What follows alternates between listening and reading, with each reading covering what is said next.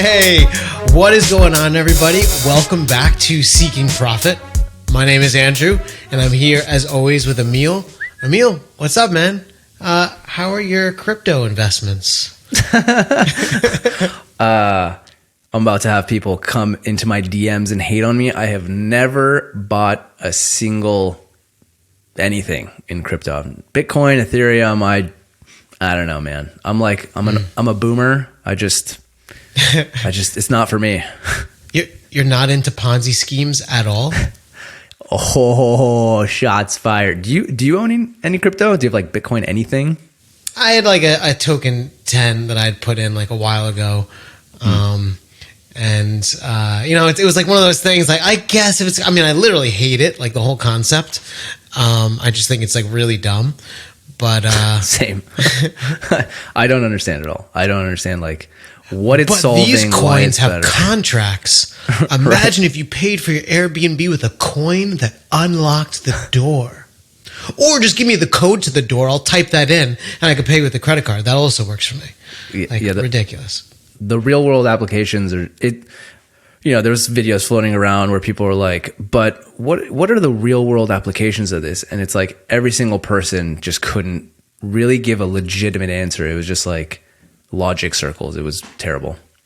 I think if you ask for real world applications, it's like you're trying to troll them or something, like, right. God, what a loser. Real world applications? This is crypto. It's outside of the real world.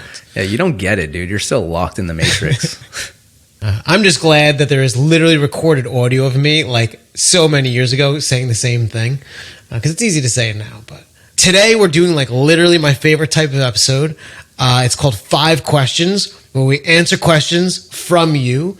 And, both of us will kind of wax poetic and just like makes it like a fun, easygoing time. And I am just going to jump right into it. Can I stop you real quick? I want to give a shout out to, since we're doing like our first like listener oriented episode, I want to do a shout out to Kushbu. I hope I'm saying that right. When we launched the podcast, such an awesome reception. She wrote this long Twitter thread summarizing the 7 things we look for in a new content site, a new niche. And it was like this incredible thread. And I just want to give her a shout out for doing that. That was awesome. Thank you. Yeah, I loved it. It was super cool. Thank you. If you have any questions, we'd love to answer them on our next 5 questions. But the first question is Robert Leonard. It's at the Robert Lenar. I guess just the D taken off Leonard. And he said, I'm trying to decide how to set up the URL structure for my site. There are 3 common components to this: main keyword search term, location, and a location's name. And so an example he gave is mountain bike trails in Florida or Tampa Southern mountain bike trails. So the idea is the keywords mountain bike trails, the location is Florida, and if you're using a more specific, it'd be like Tampa Southern Florida mountain bike trails. And so you give a few options. It'd be like his web domain /mountain-bike-trails/Florida/ Tampa Southern MTB Trails or mountain bike trails / blah, blah, blah. Bunch of subfolders, kind of enumerating it out. And so really just wants to know like what might be the best way to structure this. So I have some ideas, but you first, Emil, what do you think? Yeah, so he mentioned he's going for 2 separate pages, which is the right way to go, right? He's like, okay, I want to target mountain bike trails in Florida with its own page, and then Tampa Southern mountain bike trails. So that's a good first start. Don't try to rank for both those keywords in the same place. Honestly, I don't think it matters a ton which way you do this. I would avoid the additional subfolders if I could, right? So I would have mountain bike trails / Florida, right? That's one. And then the other ones would be mountain bike trails, Tampa Southern MTB trails would be the other one. And that would just be my preference. I don't think it really matters. I think it just makes it easy structurally. The main thing here is like, you want to like mountain bike trails in Florida is going to be the pillar in this case. and you're going to talk about Tampa within the article, and you link out to the Tampa Southern mountain bike trails, right? Like if you want more details about Tampa Southern trails, go to our guide here. And so like you want to just make sure you're doing good interlinking between these because they're so related. And that's, I think, is probably the more important thing than like the exact URL structure. I like that. Obviously you want like the keywords or the key pieces in the URL. When I was thinking about it, I was like, well, I don't know, like what about dirt bike trails, or what about, I don't know, other trails with other types of bikes that I don't know the names of. Like maybe just subfolder it as trails, and then everything under that is trails, Florida, Montana, whatever. I think the important thing is that like things are in the subfolder, and perhaps if a subfolder has authority, if that's a thing, it would be collated. Because honestly, bike trails, whatever type bike in whatever state, they're going to be pretty similar in terms of like intent, and I'm sure they'll be structured similarly. So I think they'll do a good enough job describing to Google, what's going on. Next question is from Alton Lex. It's at Alton_Lex.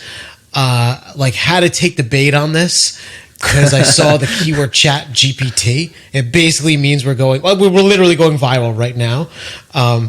Or antiviral, because everyone's muting ChatGPT. So that's right. We just have to do like add a 4 at the end. ChatGPT 4, and it's like super viral. Like,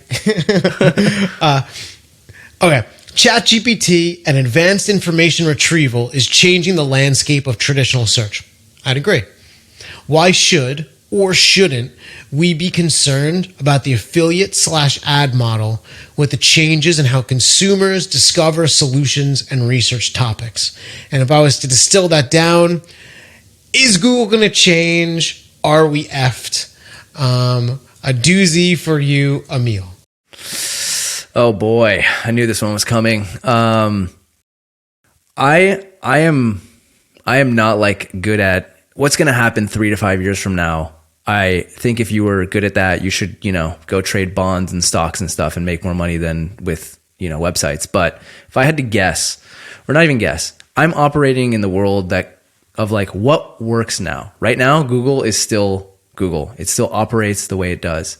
I think a lot of us in Twitter land, more tech-oriented people, I think sometimes it's easy to be caught off guard with a lot of shiny objects, and remember that we're a small portion of the population that's talking about ChatGPT as all these marketers and stuff. You go ask 10 random people on the street, I guarantee you, like maybe they heard about it from their sister, but they have no idea what it is or anything, right? Like I don't think this is like, it takes a long time for stuff like this to change consumer behavior. Everyone knows Google, everyone trusts Google.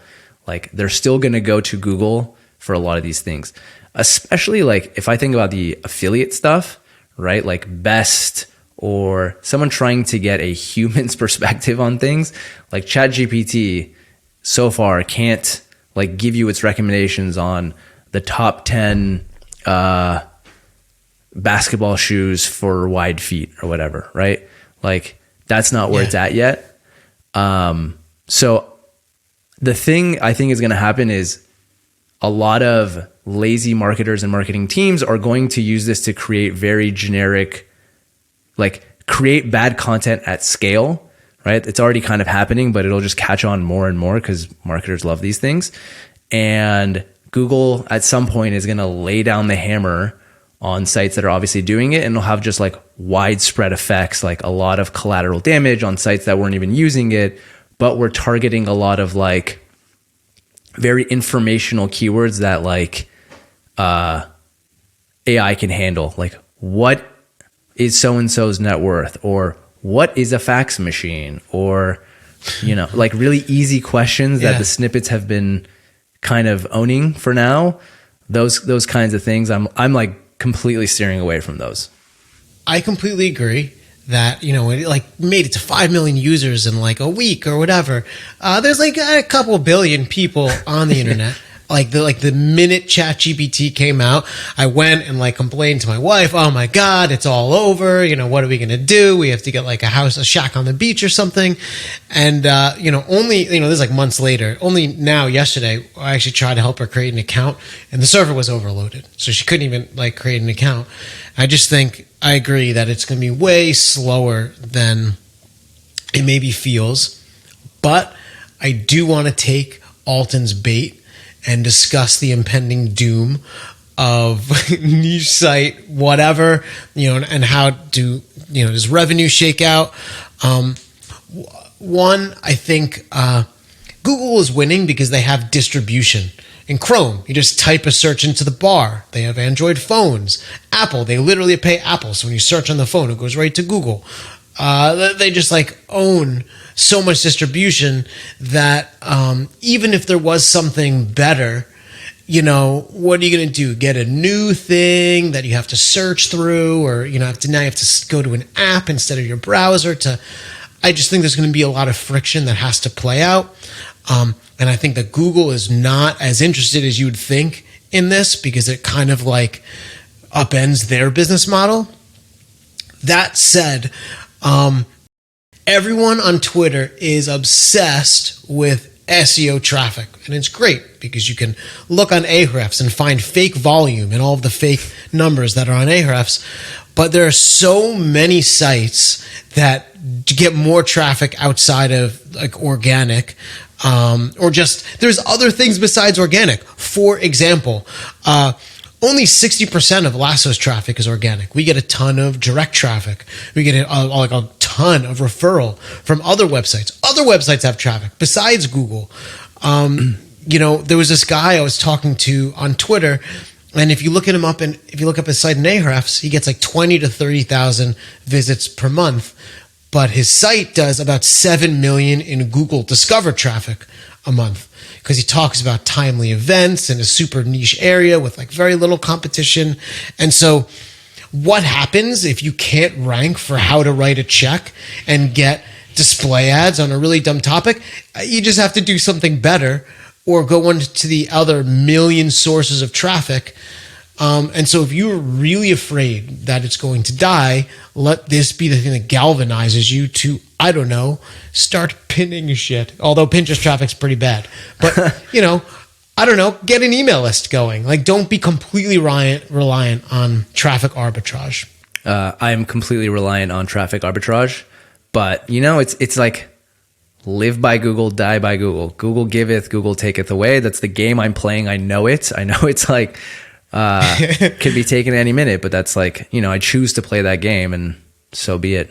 I'm either going down with the ship or going down with the ship at some point later. The FTC just created a new really big lawsuit against Google, literally in the realm of like taking all of our traffic away type stuff. And so I don't know, maybe that shakes out and, changes things. God, I hope here's not. to hoping. So, next one. This is from Scott Rikens, at Play with Fire Co. By the way, awesome personal finance documentary on how ridiculous the FIRE movement is. His question is best practices advice for choosing affiliate partners. I guess, what are the best practices for choosing affiliate partners, increasing your share, negotiating discounts, incentives for your audience, pro-con tips to managing multiple affiliates, and will I build Lasso for Webflow? Emil. All right. So will Andrew build Lasso for Webflow? Let's start there. I have no idea. But is Scott's documentary, is it pro-fire or anti-fire? Well, one, I think you should watch it. I don't want to steal the thing. I'd say that it's maybe both, and I don't know that that's like the goal of it. It's more like talking about it and living it. Like, what does it mean? Like hearing it and then like in practice. Got it. Okay. I have a terrible answer for this one because I just send all my affiliate traffic to Amazon. All of my affiliate links point to Amazon. I'm just talking about my main site right now. I mean, the other sites, yeah, they're Amazon too. I've tried using other affiliate partners that give better percentages and stuff, and the traffic just doesn't convert as well. And when I look at my report every month from Amazon, I don't know the percentage. It's over 50%, may even be closer to 75%, are products that I don't even sell on my site. Like, people just go on Amazon, they have something else in their cart, and if you sent that click and someone ends up purchasing within 24 hours, you get credit for whatever it is. Especially like, you look at like Thanksgiving to Christmas and New Year sales, and it's like so much random stuff that is not on your site. It's like, it's hilarious. So for me, I just rely on Amazon because like the volume makes up for, the not so sweet percentage that they give you. So a lot of Lasso customers also do that, just like push everything to Amazon. I have seen the light of the other side. I actually saw that first, and I'm like, Amazon gives you none percent? What? It's kind of like crazy. I think the thing is, if this site, like maybe the way to look at it is, if Amazon's going to give you 3% and this other site, maybe they're literally sell their stuff on Amazon and it converts 1/3 as well, but they pay you 9%, like that's the same thing.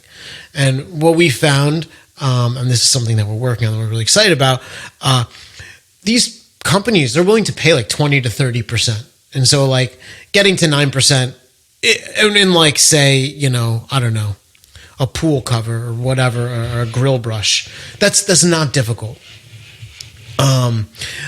Now negotiating it, I've always found that coming from a position of not cold start works really well. So to give you an example, Fundrise, I think they pay a default of 100. We get 150, and I think they go up to like 180 payout. And so it's like you make 100 per conversion, you do a few conversions, and you email them, and you're like, hey, could you help me understand what converts better? Just some conversation to get them going. And, then you do a little bit more, and then you ask them for a raise, or, you ask them to fund the creation of other articles promoting them, which they will totally do, and let you monetize it with affiliate links. And once you're driving meaningful traffic, they will literally be bothering you constantly. And so one of the times they want to bother you, you just reply like, pay me more. And they probably will. When I was at Roofstock, you were an affiliate for Roofstock, Listen Money Matters, and we were always like trying to find more ways to work with you. So I've seen that firsthand. Those are my like favorite days. Roofstock was paying me far, far too much, but I also jumped on calls with them whenever they wanted to talk. They're like, we think we're going to create this blah, blah, blah thing. What do you think? And so part of it is just like making yourself accessible to them. Because if you're of any size, they're probably going to, become intoxicated with how much volume you could push. That's right. Way cheaper than ads. And if you look at any best list, it's usually driven by the products that pay the highest. And these companies know it. And so if you're working with Kinston WP Engine and you're big, pick one that you want to be the winner and tell them what it needs to be the winner, and they will just do it likely. So it's not like you just need to ask. And if you're big, I would always ask for a bigger payout. You could ask for coupons, give my people 20% off, but I would argue that's not what's driving your sales.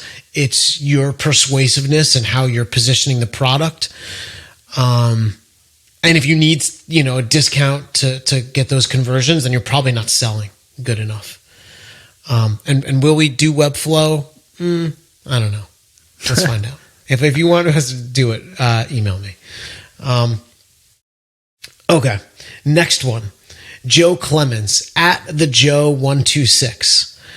What are you both doing with all those profits? Emil. Such a good one. I'm glad we chose this one. I wish it was all of those profits where I felt like I was just like, man, what do I do with all this money? For the most part, these content sites right now, like the main site, I looked at the numbers before we did this episode. Made like 60K in revenue last year, and we had like 30K in expenses. And so there was, or like 35K in expenses, so 25K profit.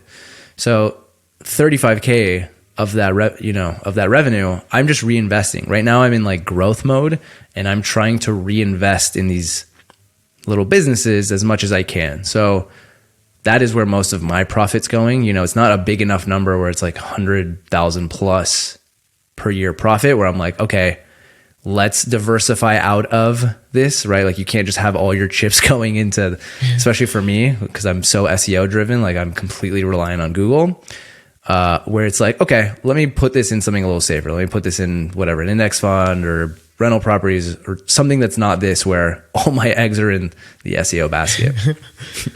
Definitely invested a lot. We have, rental properties, our house, we did work on the house. I come from like invest all of it. Every dollar needs a job. So, we didn't call it seeking profit by mistake, like obsessed with kind of like keeping it and putting the money to work.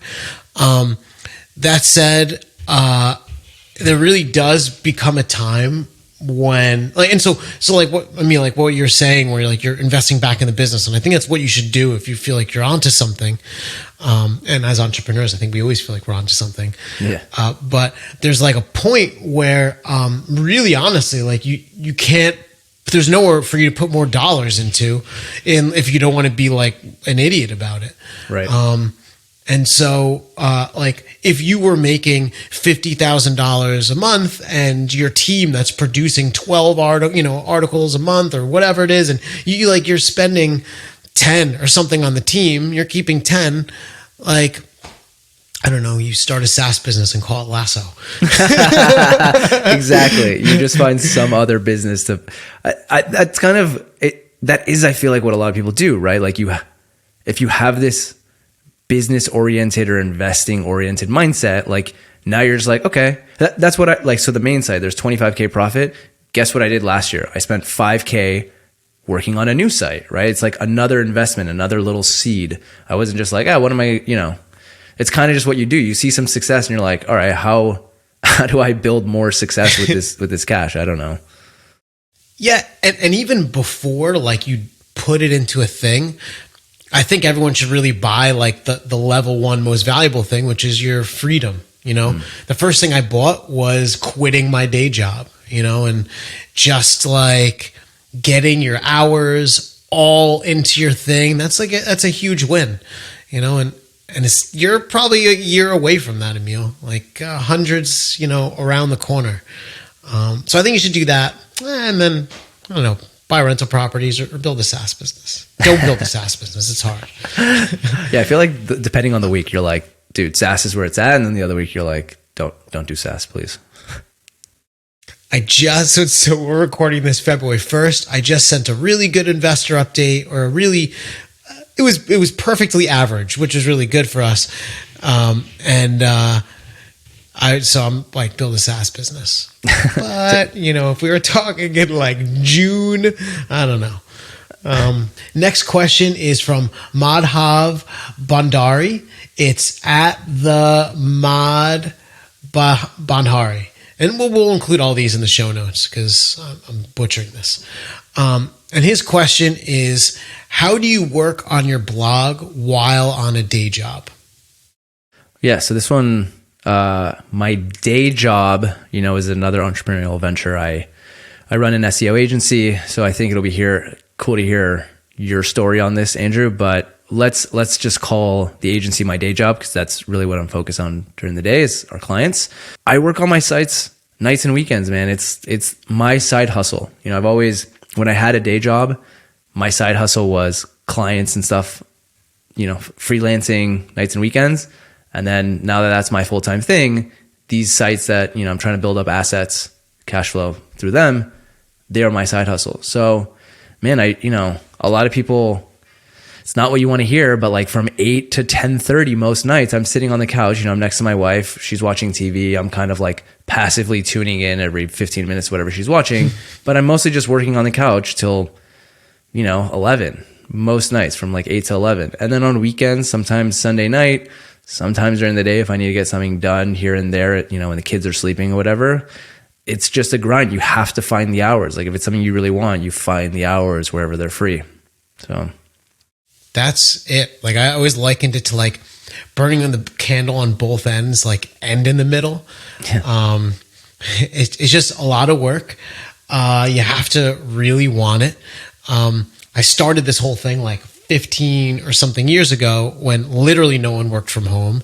And I persuaded my boss to let me work from home. Then I read the book Essentialism. And in the office, I wouldn't talk to anyone. I wouldn't even be that helpful, but I would get so much done. And then I worked from home. That'd be my full day working on my thing. And when I came home from work, I work on my thing. And if I can convince my wife or then girlfriend at the time, Laura, to, let me work on it. What if we didn't do something on Saturday and I worked? That sounds like fun, right? Laura's a saint. I don't know how she put up with you, dude. I don't mean either. We also, to the previous question, what did you do with your profits? Before kids, we visited 22 countries. So we had a good time. I think you just need to work really hard.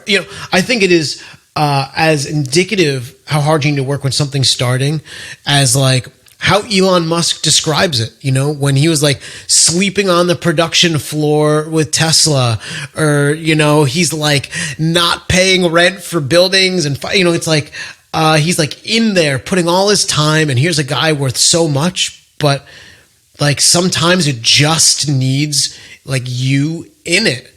And he had some other follow-on questions about hiring people, but in the beginning, it's you and it's only you. And, while, in a previous episode, Emil, you said how in the beginning you were paying some people maybe like $500 a month and I was, but the value of my hours or your hours actually going to the business supersedes that by like many-fold. You just gotta slog it out. Yeah. I'm not like a huge fan of like hustle culture, grind, work. But man, the work has to be put in somewhere, whether it's short periods of time.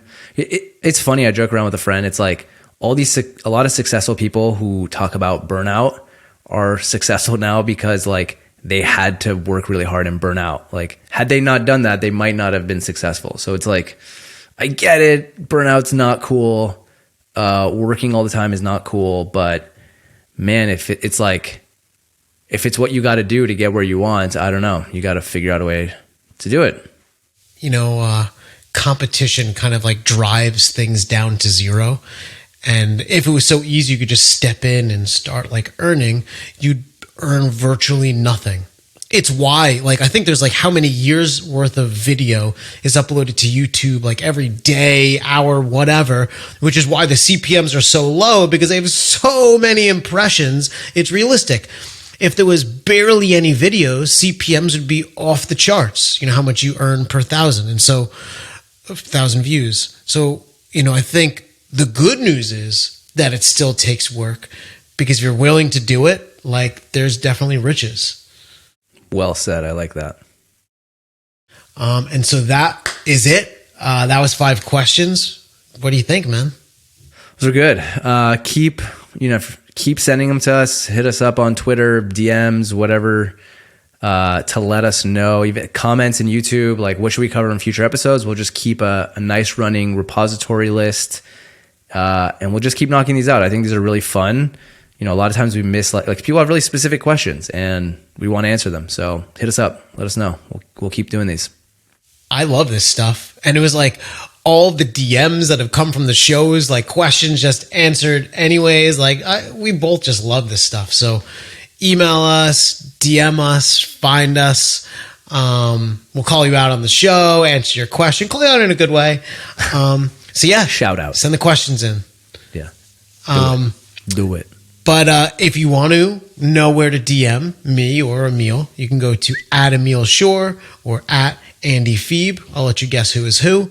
If you want to hear about all the things that we talk about on the show, if you want to know Emil's business, you want to know Lasso, just seekingprofitshow.com/toolbox.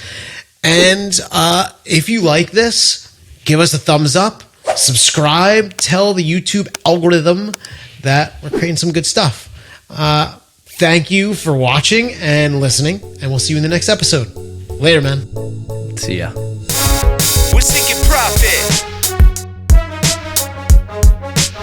We're seeking profit.